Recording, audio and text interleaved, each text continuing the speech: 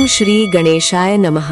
धार्मिक ग्रंथों में हर तिथि और वार का अपना विशेष महत्व बताया गया है, लेकिन ज्येष्ठ माह के कृष्ण पक्ष की चतुर्थी का स्थान अत्यंत खास माना जाता है।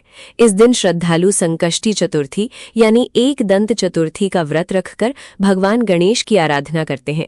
गणपति जी को विघ्नहर्ता और प्रथम पूज्य देव माना गया है, इसलिए ये दिन उनकी कृपा प्राप्त करने का उत्तम अवसर होता है। मान्यता है कि इस व्रत को विधि पूर्वक करने से जीवन के संकट दूर होते हैं और सुख समृद्धि का मार्ग प्रशस्त होता है। सच्चे मन से पूजा करने पर हर बाधा समाप्त होती है।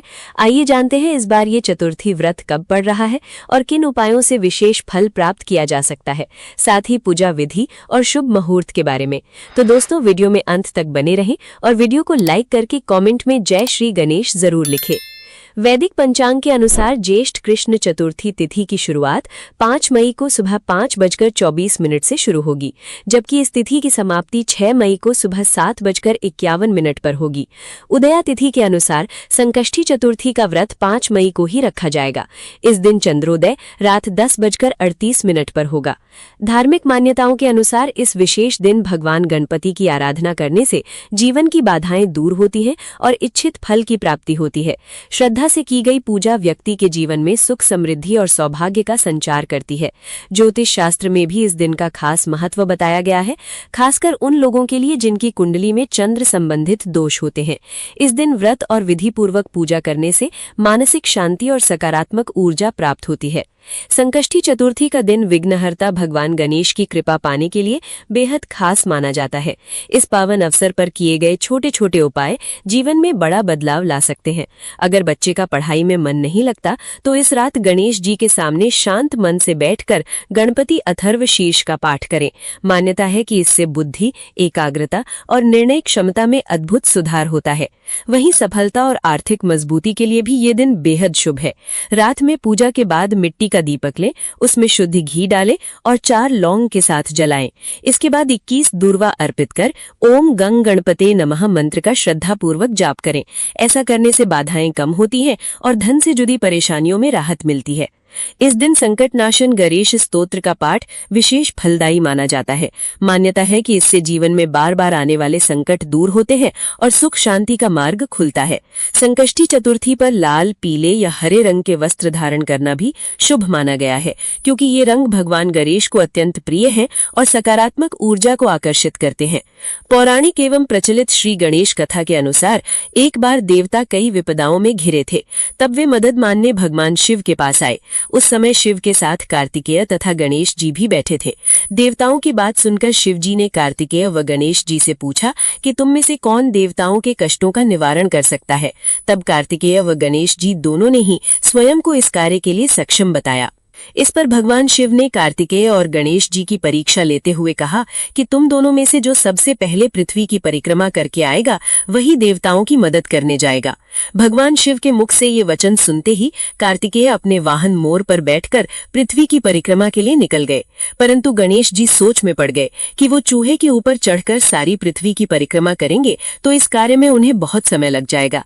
तभी उन्हें एक उपाय सूझा। गणेश अपने स्थान से उठे और अपने माता पिता की 7 बार परिक्रमा करके वापस बैठ गए। परिक्रमा करके लौटने पर कार्तिकेय स्वयं को विजेता बताने लगे। तब भगवान शिव ने गणेश जी से पृथ्वी की परिक्रमा न करने का कारण पूछा। तब गणेश ने कहा, माता पिता के चरणों में ही समस्त लोक हैं। ये सुनकर भगवान शिव ने गणेश जी को देवताओं के संकट दूर करने की आज्ञा दी। इस प्रकार भगवान शिव ने गणेश जी को आशीर्वाद दिया कि चतुर्थी के दिन जो तुम्हारा पूजन करेगा और रात्रि में चंद्रमा को अर्घ्य देगा, उसके तीनों ताप यानी दैहिक ताप, दैविक ताप तथा भौतिक ताप दूर होंगे। इस व्रत को करने से व्रतधारी के सभी तरह के दुख दूर होंगे और उसे जीवन के भौतिक सुखों की प्राप्ति होगी। चारों तरफ से मनुष्य की सुख समृद्धि बढ़ेगी, पुत्र पौत्रादि धन ऐश्वर्य की कमी नहीं रहेगी। गणेश चतुर्थी व्रत की दूसरी कथा। एक समय की बात है, राजा हरिश्चंद्र के राज्य में एक कुम्हार था। वो मिट्टी के बर्तन बनाता, लेकिन वे कच्चे रह जाते। एक पुजारी की सलाह पर उसने इस समस्या को दूर करने के लिए एक छोटे बालक को मिट्टी के बर्तनों के साथ आमा में डाल दिया। उस दिन संकष्टी चतुर्थी का दिन था। उस बच्चे की माँ अपने बेटे के लिए परेशान थी। उसने गणेश जी से बेटे की कुशलता की प्रार्थना की। दूसरे दिन जब कुम्हार ने सुबह उठकर देखा तो आवा में उसके बर्तन तो पक गए थे, लेकिन बच्चे का बाल बांका भी नहीं हुआ था। वो डर गया और राजा के दरबार में जाकर सारी घटना बताई। इसके बाद राजा ने उस बच्चे और उसकी माँ को बुलवाया तो माँ ने सभी तरह के विघ्न को दूर करने वाली संकष्टी चतुर्थी का वर्णन किया। इस घटना के बाद से महिलाएं संतान और परिवार के सौभाग्य के लिए संकट चौथ का व्रत करने लगी। तीसरी कथा। एक समय की बात है कि विष्णु भगवान का विवाह लक्ष्मी जी के साथ निश्चित हो गया। विवाह की तैयारी होने लगी। सभी देवताओं को निमंत्रण भेजे गए, परंतु गणेश जी को निमंत्रण नहीं दिया। कारण जो भी रहा हो, अब भगवान विष्णु की बारात जाने का समय आ गया। सभी देवता अपनी पत्नियों के साथ विवाह समारोह में आए। उन सब ने देखा कि गणेश जी कहीं दिखाई नहीं दे रहे हैं। तब सभी आपस में चर्चा करने लगे कि क्या गणेश जी को न्योता नहीं है या स्वयं गणेश जी ही नहीं आए हैं। सभी को इस बात पर आश्चर्य होने लगा। तभी सबने विचार किया कि विष्णु भगवान से ही इसका कारण पूछा जाए। विष्णु भगवान से पूछने पर उन्होंने कहा कि हमने गणेश जी के पिता भोलेनाथ महादेव को न्योता भेजा है। यदि गणेश जी अपने पिता के साथ आना चाहते तो आ जाते, अलग से न्योता देने की कोई आवश्यकता भी नहीं थी। दूसरी बात यह है कि उनको 1.25 मन मूंग, 1.25 मन चावल, 1.25 मन घी और 1.25 मन लड्डू का भोजन दिन भर में चाहिए। यदि गणेश जी नहीं आएंगे तो कोई बात नहीं, दूसरे के घर जाकर इतना सारा खाना पीना अच्छा भी नहीं लगता। इतनी वार्ता कर ही रहे थे कि किसी एक ने सुझाव दिया कि यदि गणेश जी आ भी जाएं तो उन्हें द्वारपाल बनाकर बैठा देंगे कि आप घर की याद रखना, आप तो चूहे पर बैठकर धीरे धीरे चलोगे तो बारात से बहुत पीछे रह जाओगे। ये सुझाव भी सबको पसंद आ गया तो विष्णु भगवान ने भी अपनी सहमति दे दी।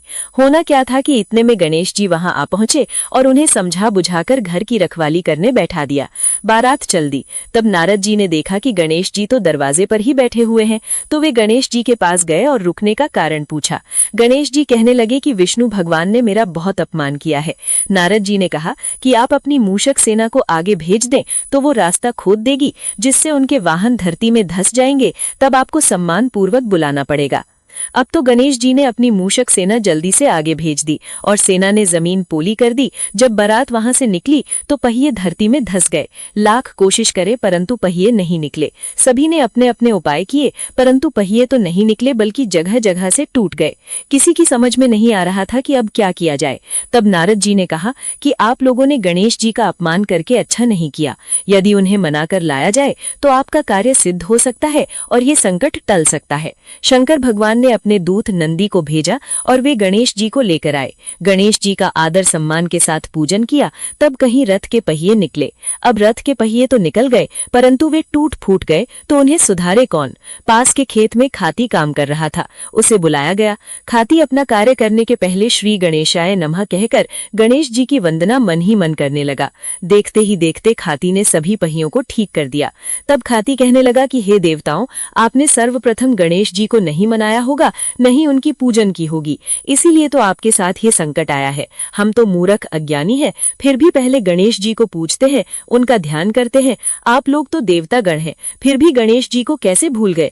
अब आप लोग भगवान श्री गणेश जी की जय बोलकर जाएं तो आपके सब काम बन जाएंगे और कोई संकट भी नहीं आएगा। ऐसा कहते हुए बारात वहां से चल दी और भगवान विष्णु का लक्ष्मी जी के साथ विवाह संपन्न करा के सभी सकुशल घर लौट आए।